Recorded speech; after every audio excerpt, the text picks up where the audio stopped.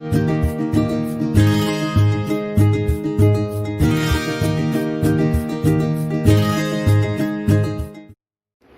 morning students. In this class, so let us discuss about the functional derivatives of carboxylic acid.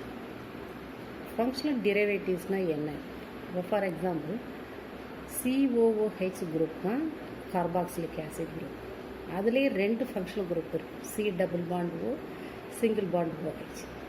அப்போ அந்த single bond OH சில functional groups replace பண்ணது அப்படின்னா that what are the compounds are produced that are called as what the carboxylic acid derivatives. For example, இப்போ COOH குரூப்பில் carboxylic acid குரூப்பில் உள்ள OH Cl replace பண்ணதுன்னா நமக்கு கிடைக்கக்கூடியதுக்கு பேர் ஆசிட் குளோரைடு. சப்போஸ் அந்த OH NH2 replace பண்ணதுன்னா ஆசிட் அமைட் ஃபார்ம் ஆகும். OH OR replace பண்ணதுன்னா எஸ்டர் கிடைக்கும். OH OOCR replace பண்ணதுன்னா ஆசிட் அன்ஹைட்ரைட் கிடைக்கும். இப்போ அதுக்கெல்லாம் ஒவ்வொரு எக்ஸாம்பிள் தான் கொடுத்துருக்காங்க. RCO OH எது ரீப்ளேஸ் பண்ணியிருக்கு? Cl. இங்கே OH எது ரீப்ளேஸ் பண்ணியிருக்கு? NH2. இங்கே OH எது ரீப்ளேஸ் பண்ணியிருக்கு? OR. அப்போ இது எஸ்டர், இது அமைடு, இது அசைல் ஹாலைட். அப்புறம் இங்கே OH எது ரீப்ளேஸ் பண்ணியிருக்கு? OCOR. இது ஆசிட் அன்ஹைட்ரைட். அதுக்கு ஒவ்வொரு எக்ஸாம்பிள் கொடுத்துருக்காங்க. அசிட்டைல் குளோரைட், அசிட்டாமைட், அப்புறம் methyl acetate, then acetic anhydride. Acetic anhydride is formed by losing one water molecules from two acid, acetic acid. அதே மாதிரி தான் மெத்தில் அசிட்டேட்னு எப்படி சொன்னோம்? இதில் ORல உள்ள R டேஷ் ஃபஸ்ட்டு நேம் கொடுக்கணும். அப்போ அது மெத்தில். Acetic ஆசிடோட formula CH3COOH. அதில் H is replaced by CH3, methyl group. So methyl acetate. அடுத்தது amide, CONH2. This is the derivative of acetic acid, so acetamide. அடுத்தது acetyl chloride.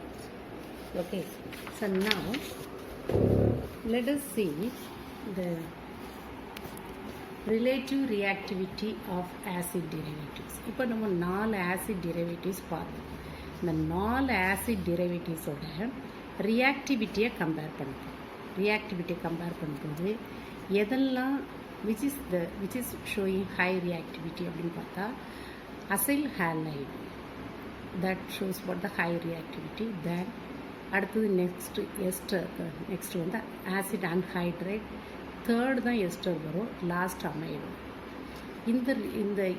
இந்த reactivity, the order of this reactivity of the acid derivatives, carboxylic acid derivatives, it is based on two factors. One is called basicity of the leaving group. அடுத்தது resonance effect. Basicity of leaving group அப்படின்னா இப்போ தான் நம்ம பார்த்தோம் OH COOHல உள்ள OH தான் இங்கே Cl replace பண்ணியிருக்கு, இங்கே OCOR ரீப்ளேஸ் பண்ணியிருக்கு, இங்கே OR ரீப்ளேஸ் பண்ணியிருக்கு, இங்கே NH2 ரீப்ளேஸ் பண்ணியிருக்கு. இப்போ இந்த இதில் இந்த Cl OCOR OR அப்புறம் NH2 இதில் எதற்கெல்லாம் பேசிசிட்டி அதிகமாக இருக்குமோ, பேசிசிட்டி எதை டிபெண்ட் பண்ணது அப்படின்னா ரொம்ப சிம்பிளாக நீங்கள் எதை ஞாபகம் வைக்கலாம்னா இந்த ரீப்ளேஸ் பண்ண அந்த குரூப்பில் if it carries lone pair of electrons that can rupture the bond. அதாவது இந்த C டபுள் பாண்டுக்கும் அடுத்தாப்புல உள்ள அந்த பாண்ட் இருக்கு இல்லையா, அந்த ரீப்ளேஸ்டு குரூப்புக்கு இடையில உள்ள பாண்டை ஈஸியாக அதை ரப்சர் பண்ணும். எப்போ suppose if it has very strong base அப்படின்னா ஸ்லோவாக தான் ரீப்ளேஸ் பண்ணும், ரப்சர் பண்ணாது. அதே இது வீக் பேசிக் குரூப்பாக இருந்தால், வீக் பேசிக் குரூப்னால் அதில் என்ன இருக்காது, லோன் பேர் ஆஃப் எலக்ட்ரான்ஸ் இருக்கக்கூடாது.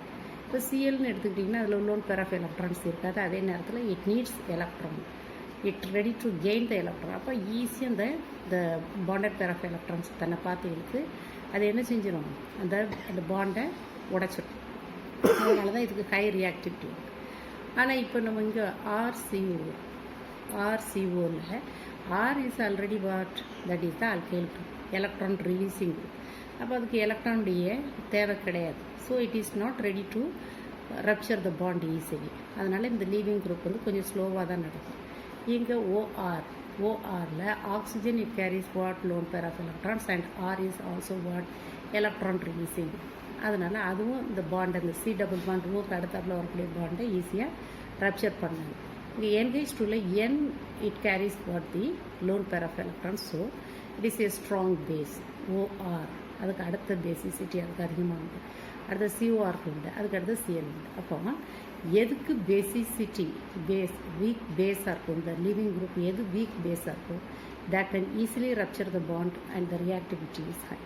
ஸோ இதில் ஸ்ட்ராங் பேஸ் அப்படின்னா NH2, அதுக்கு அடுத்தது OR, அதுக்கு அடுத்தது COR, அதுக்கு அடுத்தது CL. அதனால தான் இந்த ரியாக்டிவிட்டி ஆர்டர் ரிவர்ஸில் வருது. சரியா? அதை நல்லா புரிஞ்சு படிக்கணும். அடுத்தது ரெசனன்ஸ் எஃபெக்ட். ரெசனன்ஸ் எஃபெக்ட் அப்படின்னா இந்த எலக்ட்ரோநெகட்டிவிட்டியை டிபெண்ட் பண்ணியிருக்கும். ஸோ ஃபார் எக்ஸாம்பிள் எதுக்கெல்லாம் ஹை எலக்ட்ரோநெகட்டிவிட்டி உண்டோ, ஸோ ஃபார் எக்ஸாம்பிள் இப்போ இதிலே நம்ம பார்த்தோம்னா CL it's having what greater electronegativity, இந்த tendency to gain the electron, attract the bonded pair of electrons towards itself. அப்போ அதில் பார்த்தீங்கன்னா இந்த பாண்டட் பேர் ஆஃப் எலக்ட்ரான்ஸை ஈஸியாக அதை அட்ராக்ட் பண்ணும். அப்போ அது என்ன நடக்குது அப்படின்னா RC டபுள் பாண்ட் உள்ள ஓவை அந்த ஆக்சிஜன் இருக்கு இல்லையா, அப்போ அந்த பாண்ட் வந்து ஈஸியாக ஷிஃப்ட் ஆகும். When the lone pair of electrons are attracted by the highly electronegative leaving group, அப்போ அந்த பாண்ட் ஈஸியாக ஷிஃப்ட் ஆகி ரெசனன்ஸ் எஃபெக்ட் நடக்கும். That are more stabilised one. அதனால் அப்போ இதில் எதெல்லாம் விச் ஒன் ஹைலி எலக்ட்ரோநெகட்டிவிட்டி உள்ள லீவிங் குரூப் எதுனா CL is the high electronegativity group. அதுக்கு அடுத்தது எஸ்டர், அதுக்கு அடுத்தது அன்ஹைட்ரேட் குரூப் இருக்கும், அதுக்கு அடுத்தது எஸ்டருக்கு இருக்கும், அதுக்கு அடுத்தது தான் அமினோ குரூப். ஏன்னா இதில் எல்லாம் பார்த்தீங்கன்னா nitrogen it carries lone pair of electrons, electron negativity power கம்மி தான். ORல ஓக்கும் லோன் பேர் ஆஃப் எலக்ட்ரான்ஸ் உண்டு, ஆர்க்கும் எலக்ட்ரான் ரிலீஸிங் குரூப் தான். அடுத்து இங்கே CORல பார்த்தீங்கன்னா அதே மாதிரி தான். அதனால தான் இந்த ஆர்டரை கொடுத்துருக்காங்க. So these two factors are very very important for 2 mark questions. Okay, how the questions will ask. So what is the explain the relative reactivity of the acid derivatives கேட்டாங்க. அந்த 2 ஃபேக்டர்ஸ். அதனால தான் இந்த ஆசிட் ஹேலைட்ஸ், இந்த ஆர்டரை திரும்பவும் கொடுத்துருக்காங்க. Acid halides, acid anhydride, எஸ்டர்ஸ் and acid அமை. இது நிறைய தடவை ஒன் வேர்டில் கேட்ட ஒரு கொஸ்டின். இப்போ இதுக்கு அடுத்தது தான் IUPAC நாமென்க்ளேச்சர் பார்க்க போகிறோம். இப்போ காமன் நேமும் ஸ்ட்ரக்சரல் ஃபார்முலாவும் கொடுத்துருப்பாங்க. IUPAC name we how to write. So for example first வந்து அசைல் ஹேலைடில் கொடுத்துருக்காங்க. அசைல் ஹேலைட்லேயே நமக்கு ஒரு 3 எக்ஸாம்பிள் கொடுத்துருக்காங்க. Acetyl chloride, propanoyl chloride and propionyl chloride, benzoyl chloride. Acetyl குளோரைட்னா அசிட்டிக் ஆசிட்டில் உள்ள OH CL ரீப்ளேஸ் பண்ணதுன்னா அது அசிட்டைல் குளோரைட். பென்சோயிக் ஆசிட்டில் உள்ள OH CL ரீப்ளேஸ் பண்ணது பென்சோயில் குளோரைட். ப்ரொபியோனிக் ஆசிட்டில் உள்ள OH CL ரீப்ளேஸ் பண்ணதுன்னா ப்ரொபியோனைல் குளோரைட் கிடைக்கும். அப்போ இதுக்கு எப்படி நீங்கள் IUPAC நேம் கொடுப்பீங்க அப்படின்னா எப்பொழுதுமே இந்த ஃபார்முலா வந்து சேம் தான்.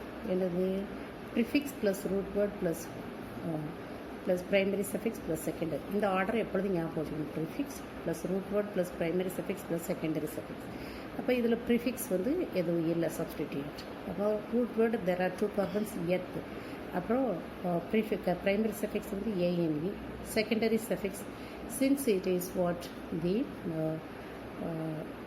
acyl halide, அப்போ நமக்கு secondary suffix என்ன கொடுக்கணும்னா OYL.